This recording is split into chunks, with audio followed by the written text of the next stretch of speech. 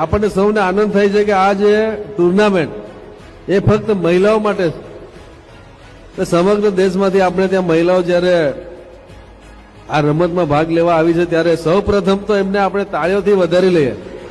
સમગ્ર દેશમાંથી આ રમતમાં ભાગ લેવા માટે આવ્યા છે બહેનો, અને એમને અમે એ પણ પૂછ્યું કે ગુજરાતની જે વ્યવસ્થા, તો એમણે એવું કીધું કે જે તમે વિદેશમાં ત્યાં જે છે એના કરતા પણ આજની વ્યવસ્થા સારી છે એવું કીધું।